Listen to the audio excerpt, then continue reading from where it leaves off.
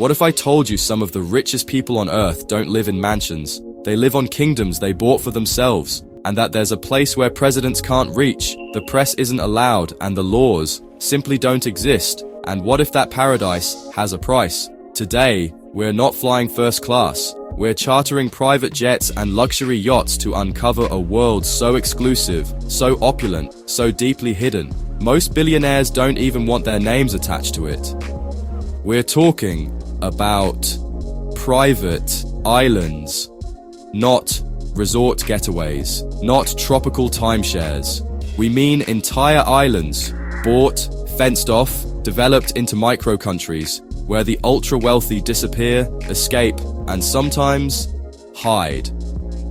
These aren't just hideaways for sunbathing, these are geopolitical chess pieces, offshore vaults, billionaire bunkers with ocean views.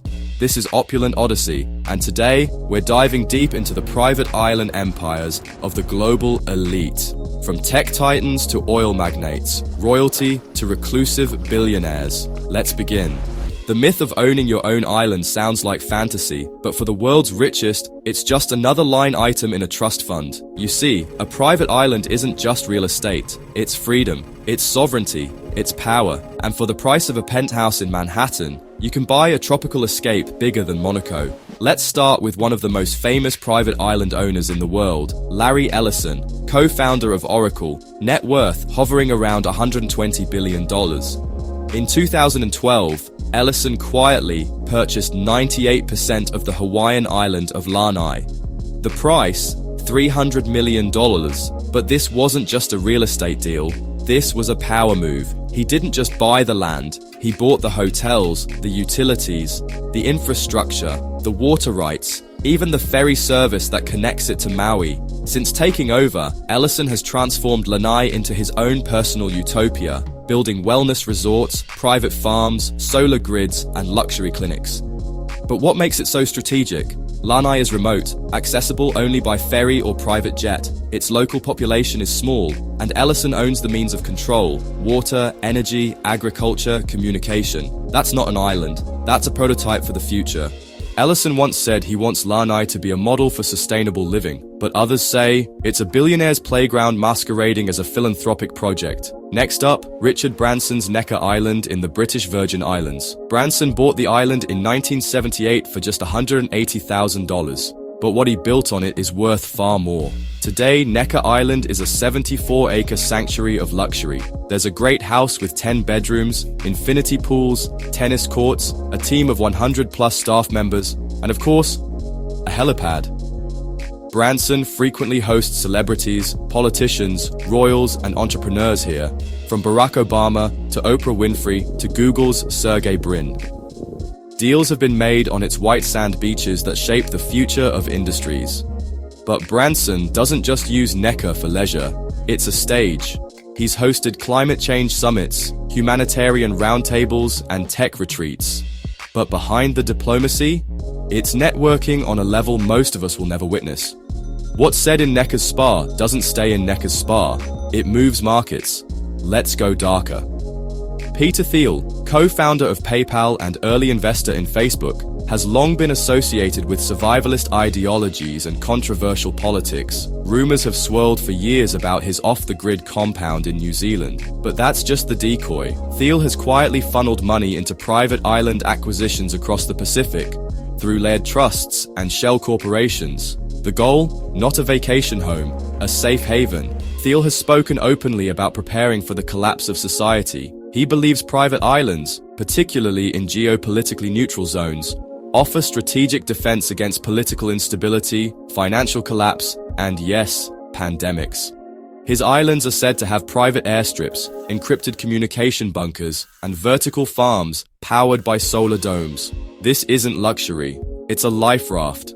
Let's flip to another style of island owner, Roman Abramovich, Russian oligarch, former owner of Chelsea Football Club. His portfolio includes private islands in the Caribbean, most notably in St. Bart's, a tax haven and luxury hub favored by billionaires. But these islands aren't listed under his name. They're registered to holding companies in Cyprus, Liechtenstein, or the British Virgin Islands. On paper, they don't exist, But from space, they sparkle with light.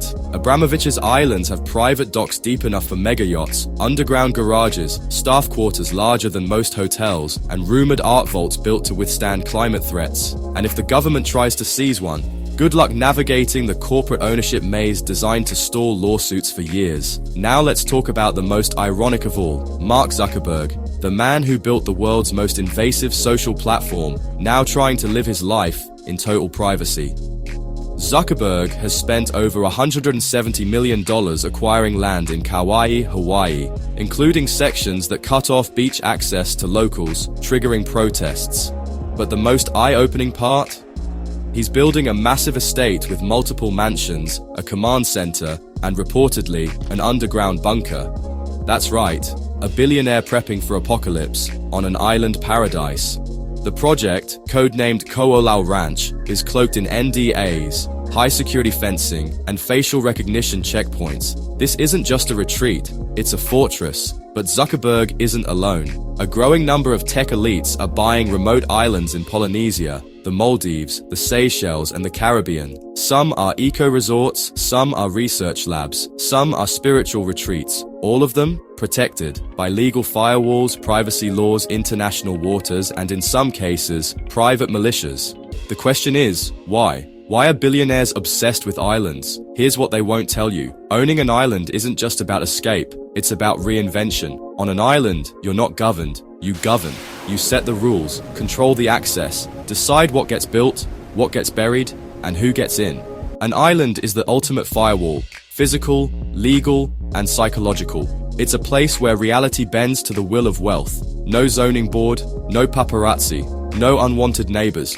And if something goes wrong, your yacht becomes an exit plan, your jet becomes an escape hatch, your laws become irrelevant. Some billionaires even use their islands to host offshore think tanks.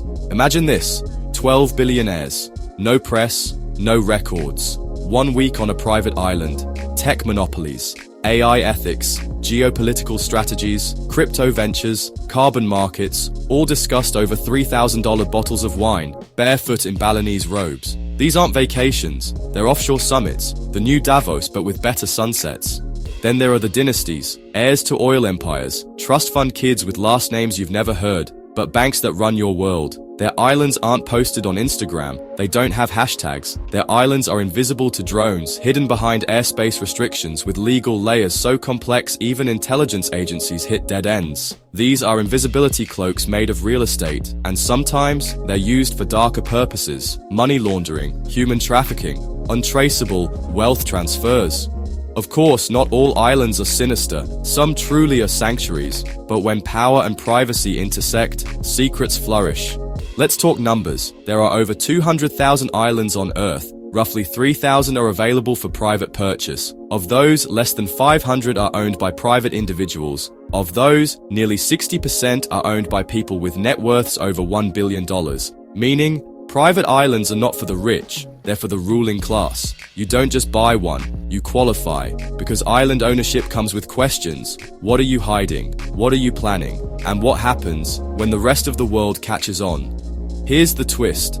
Many billionaires are quietly preparing their islands for climate fallout, rising sea levels. They're building artificial barriers, hurricanes, underground shelters, water scarcity, desalination plants, food insecurity, hydroponic farms. They know what's coming, because in many cases, they helped create it. They own the companies that polluted, funded the lobbies that delayed policy, built the systems that cracked the world. And now, they're building arcs, not to save us, to save themselves.